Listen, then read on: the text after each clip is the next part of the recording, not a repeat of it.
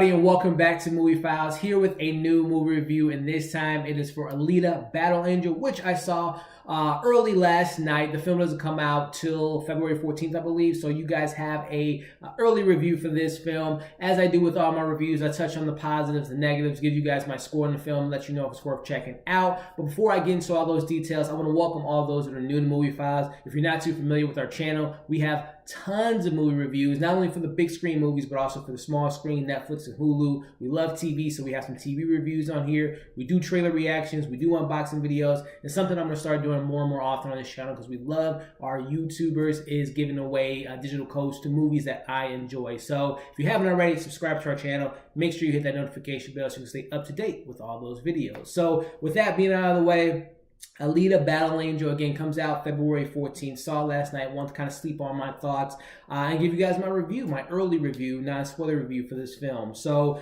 if you're not too familiar with the story, as far as how this came about, now, full disclaimer, I am not familiar with the source material. This is based on a manga that came out in the 90s. But as far as this film goes, James Cameron, the great James Cameron, who I believe has directed some of the greatest action movies of all time. Obviously, we know his box office success with, you got Avatar, you got Titanic. So back in 99, he bought the rights to this. And something about James Cameron, he does not like to rush things that are not prepared yet. So he wanted to wait till the technology was there before he actually made this film. Obviously, his hands are tied up with the Avatar sequel, so he gave this to Robert Rodriguez, who's the director of this film. James Cameron produced this film. And again, if you're not too familiar with the story, you have Alita. She's found in this kind of dump with Christoph Waltz character. He comes about, he finds her, he brings her up, he puts her together, and as the movie kind of goes on, she remembers her past. So kind of jumping into my positives here as far as this movie. First off, Alita, played by Rosa Salazar, who I'm a fan of. I think the first time I seen her was on television, which was an American Horror Story, the first season. And then I've been following her career ever since. She's been in the Maze Runner franchise. She's been in some other things, some TV shows. She was recently on Bird Box, small role. But I'm a big fan of hers. And this is her breakout show. I really hope a lot of people see this because she was great in this film. Even though she was CGI, which was really cool. So I saw it last night. It was an early screening. After the movie, they played a featurette showing how they made the film. And also they had like a Q&A, like a 20-minute Q&A with the cast and the director and the producer, James Cameron. And they talked about it. But Rosa, even though she was a CGI character, she brought the character to life, and she was just such a great. I just love her. I'm a fan of her work, and I thought she was just so great as Alita. Alita was a character that was vulnerable. She was very smart. She was very capable. She was badass as ever. I mean, this is a really awesome character. She was so great in this film that it makes me want to explore the actual manga and see more about this Alita character. But that was the first thing, walking on this film. Alita was just great. And I had a good time with her character. I'm telling you, she was a badass character. There's this one scene that takes place in a bar. That's my favorite scene in the entire movie, where she's just taking out fools left and right. And throughout the film, she's a badass. But that was one of my favorite scenes. And Alita, right up top, she's the headliner. She was great. Rosa did a great job.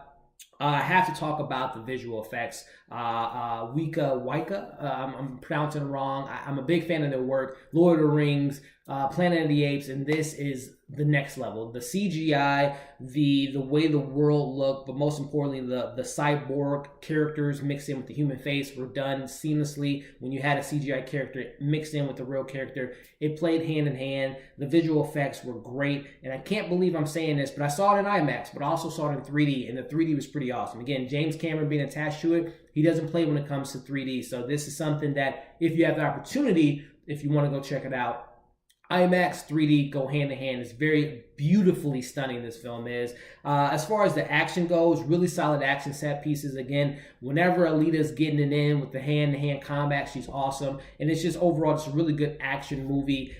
Christoph Waltz was another good character. I mean, all in all, the cast was pretty solid. There are some weaker points, and I don't think it's due to the acting, but I think it's just due to what the characters were given. But Christoph Waltz and also Rosa Alita, I thought they had great chemistry. But Christoph Waltz, as just a character alone, really cool character, had some really good moments with him. And also just, the parts that we did get the world building, and that's going to touch on that in my negatives, but when they did world build, they did a pretty good job in it. So kind of transitioning into my negatives. Again, it might seem like a lot, but there were some things that I just walked out of the film not enjoying that much. Number one, it is a story. Again, James Cameron had this for the last 19, 20 years. He initially wrote the screenplay, gave it over to Robert Rodriguez, and again, watching the featurette afterwards, he tweaked the script and did some things that he wanted to bring his sensibilities to the film, and I think you see that in the film. You see where James Cameron's influence, his handprint is in this film, and you see Rodriguez, and it's not that they were butting heads, because they said in the featurette, they've been friends for a long time, and they collaborate pretty well together, but you can see that there's two different stories, or not two, but multiple different things going on in the story,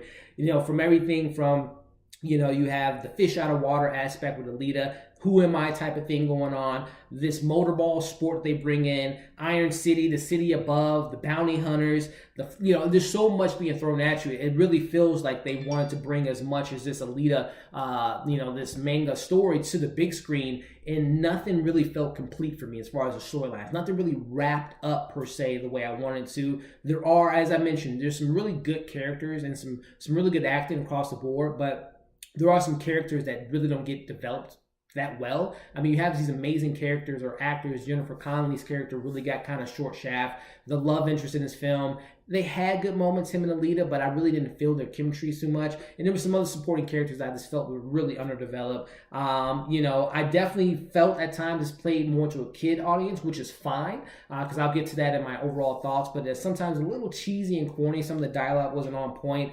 And also, like I said, the film has so many storylines, it doesn't feel complete. It really felt like they were setting this up for more movies to come, which there are multiple different, stories in this whole, origin of this character, but you felt it. And I mean, you felt in this movie. They were like, okay, we want to maybe potentially bring this up in future movies, which, sometimes it organically feels natural when big budget films do that. But this one, you can tell they were just like, wait to the next one before we expand on this, which was a little annoying. So all in all, I think Alita, again, badass character, really cool character, played well by Rosa. Christoph Waltz was good. The action was solid. The visual effects were next level. IMAX 3D it if you get the opportunity. Like I said, I think that overall, when I came out of the theater, I was going to give it a lower score than what I'm going to give it now. I think I'm going to settle on a number with 3 out of 5, which is a good movie. It's not terrible. It's not great. It's just right in the middle. Again, I think there's a lot more to take away from this film in a positive aspect than there is negative. One of the things that definitely kind of bumped up my score a little bit was walking out of the theater. I went solo this time. Morgan wasn't able to go with me last night. But as you're walking out, you hear people's buzz when you're walking out of the film. And it was really cool. I saw this daughter and her dad. And she had to be like 9 or 10 years old. And just hearing her talk about the film, just thinking of it in her perspective, a 10-year-old, 9-year-old, she might have been younger, she might have been older. But her talking about Alita, how cool the character was, how she was just thought she was so awesome. And that's where you kind of look at these movies. It might have not been the best movie. Again, I'm giving it 3 out of 5 because the action and the CGI alone is worth seeing. But some of the story points really didn't land with me. And like I said, there were some moments where I feel like it played to a younger audience, which is fine because, again, seeing her perspective, knowing that she's been able to grow up with this Alita character, she might not know the manga character, but she might explore this character. I think it's cool for young girls to see characters like Alita, as well as Captain Marvel, Wonder Woman, all the great characters that we got in cinema, and most recently in 2019, 2018, and going forward. But also young boys and young men to see this really cool character. I think that it's cool that we get this with Alita, and hopefully we get more of her. Again, this is a $200 million budget.